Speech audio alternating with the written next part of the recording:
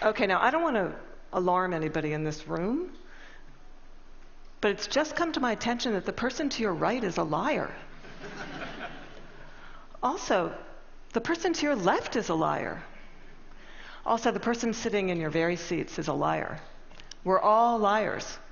What I'm going to do today is I'm going to show you what the research says about why we're all liars, how you can become a lie spotter, and why you might want to go the extra mile and go from lie spotting to truth seeking, and ultimately to trust building.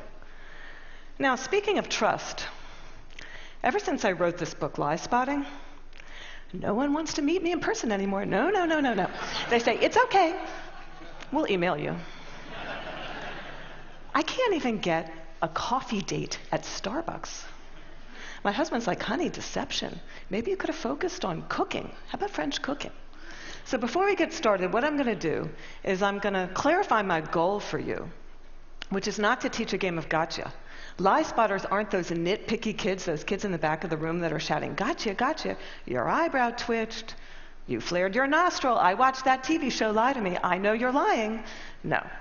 Lie spotters are armed with scientific knowledge of how to spot deception. They use it to get to the truth, and they do what mature leaders do every day. They have difficult conversations with difficult people, sometimes during very difficult times. And they start up that path by accepting a core proposition. And that proposition is the following: lying is a cooperative act.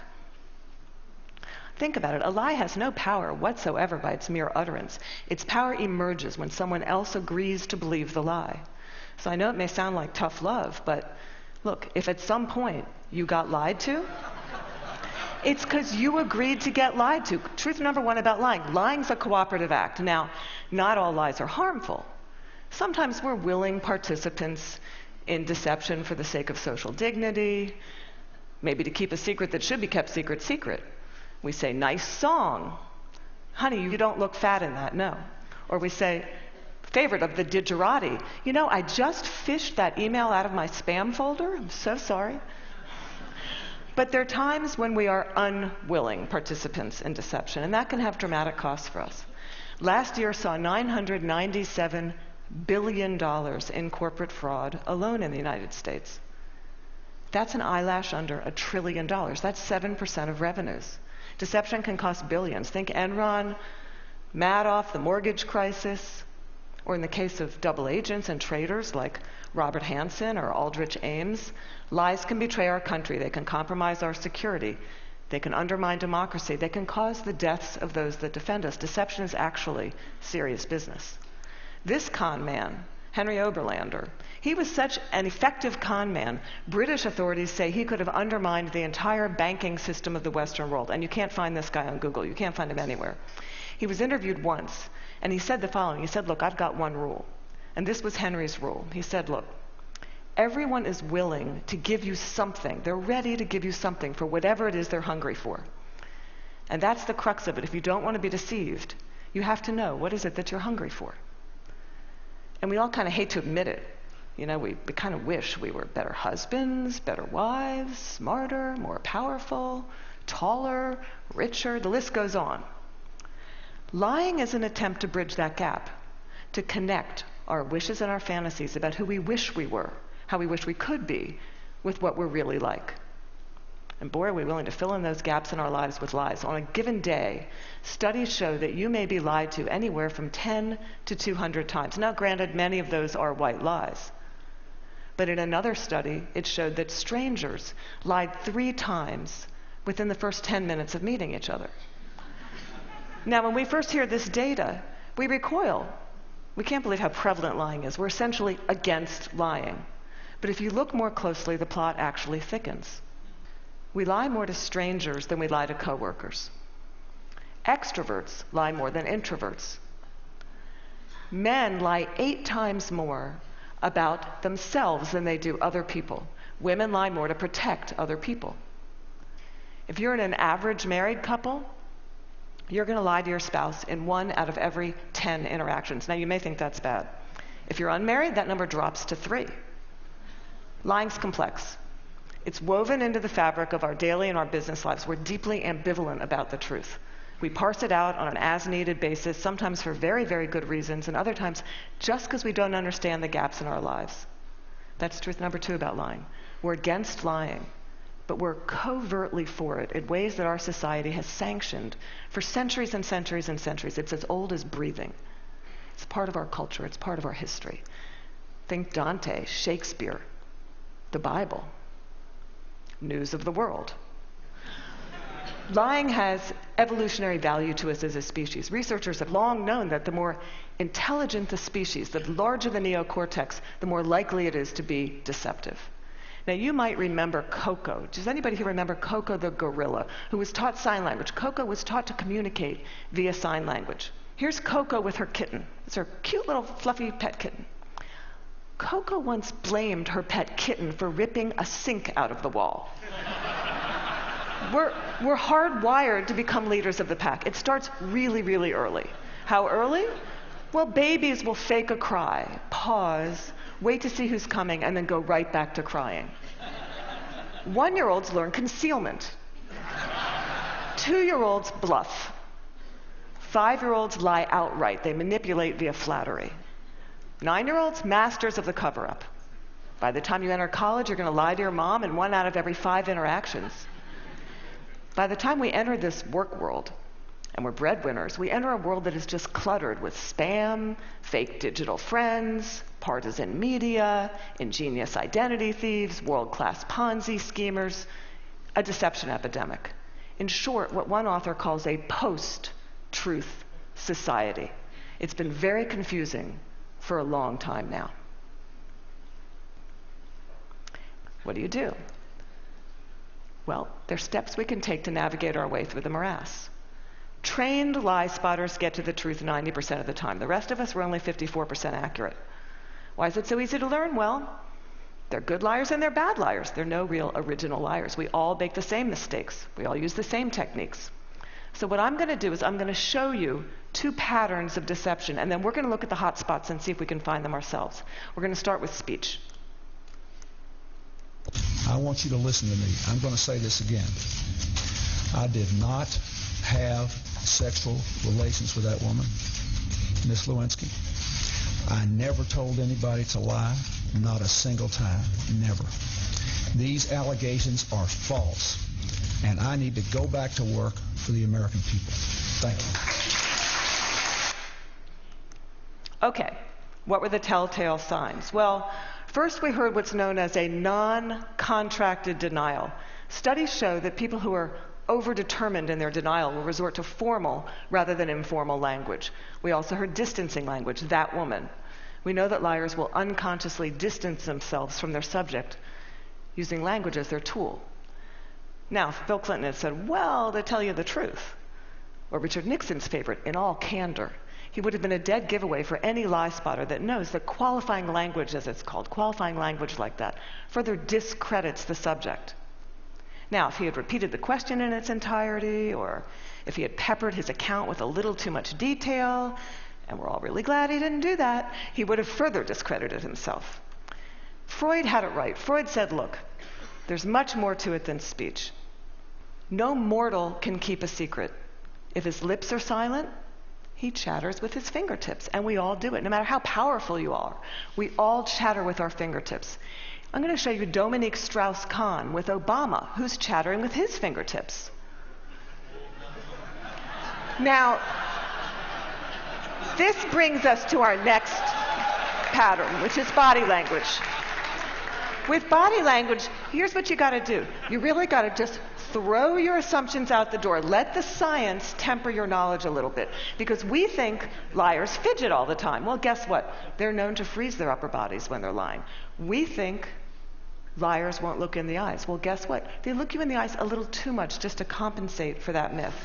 We think warmth and smiles convey honesty, sincerity. But a trained lie spotter can spot a fake smile a mile away. Can you all spot the fake smile here? You can consciously contract the muscles in your cheeks. But the real smile's in the eyes. The crow's feet of the eyes, they cannot be consciously contracted. Especially if you overdid the Botox. Don't overdo the Botox. Nobody will think you're honest. And now we're going to look at the hot spots. Can you tell what's happening in a conversation? Can you start to find the hot spots to see the discrepancies between someone's words and someone's actions? Now, I know it seems really obvious, but when you're having a conversation with someone that you suspect of deception, attitude is by far the most overlooked but telling of indicators. An honest person is going to be cooperative. They're going to show they're on your side. They're going to be enthusiastic. They're going to be willing and helpful in getting you to the truth. They're going to be willing to brainstorm, name suspects, provide details. They're going to say, hey, maybe it was those guys in payroll that forged those checks. They're going to be infuriated if they sense they're wrongly accused throughout the entire course of the interview, not just in flashes. They'll be infuriated throughout the entire course of the interview. And if you ask someone honest, what should happen to whoever did forge those checks? An honest person is much more likely to recommend strict rather than lenient punishment. Now, let's say you're having that exact same conversation with someone deceptive. That person may be withdrawn, look down, lower their voice, pause, be kind of herky-jerky. Ask a deceptive person to tell their story. They're going to pepper it with way too much detail in all kinds of irrelevant places. And then they're going to tell their story in strict chronological order. And what a trained interrogator does is they come in, and in very subtle ways, over the course of several hours, they will ask that person to tell their story backwards. And then they'll watch them squirm and track which questions produce the highest volume of deceptive tells. Why do they do that? Well, we all do the same thing. We rehearse our words, but we rarely rehearse our gestures. We say yes, we shake our heads no. We tell very convincing stories, we slightly shrug our shoulders. We commit terrible crimes, and we smile at the delight in getting away with it. Now, that smile is known in the trade as duping delight, and we're going to see that in several videos moving forward, but we're going to start, for those of you that don't know him, this is presidential candidate John Edwards, who shocked America by fathering a child out of wedlock. We're going to see him talk about getting a paternity test. See now if you can spot him saying yes while shaking his head no, slightly shrugging his shoulders, lots of I'd be happy to participate in one.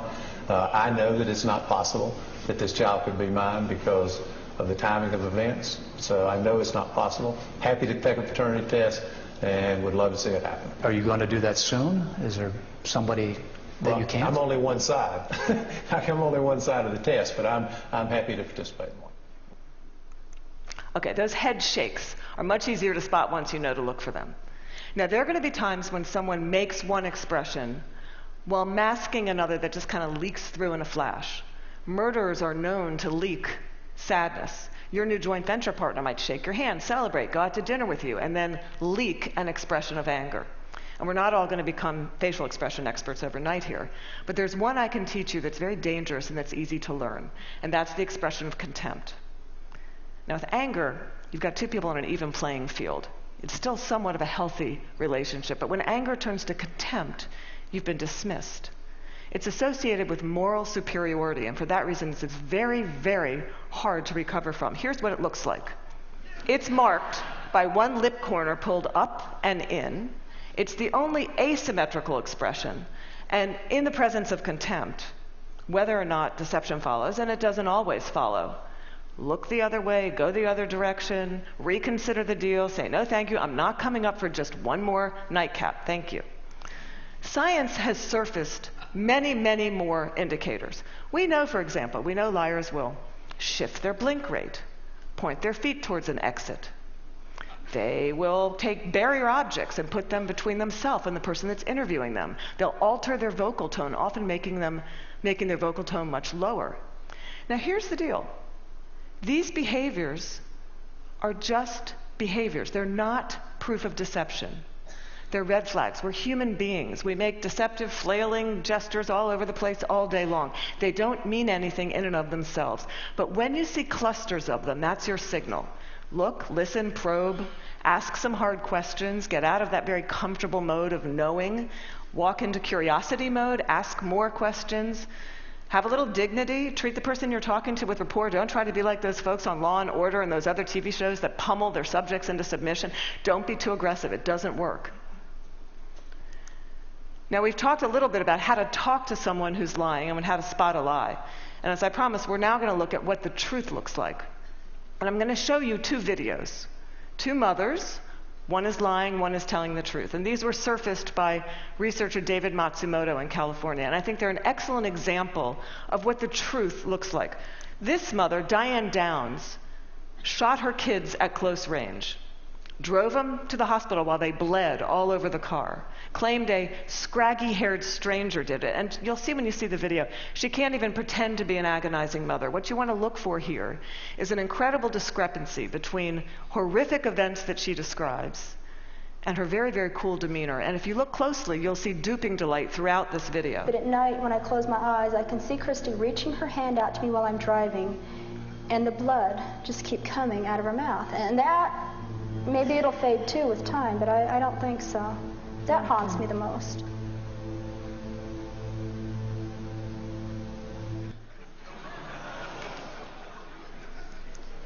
Now I'm going to show you a video of an actual grieving mother, Erin Runyon, confronting her daughter's murderer and torturer in court. Here you're going to see no false emotion, just the authentic expression of a mother's agony.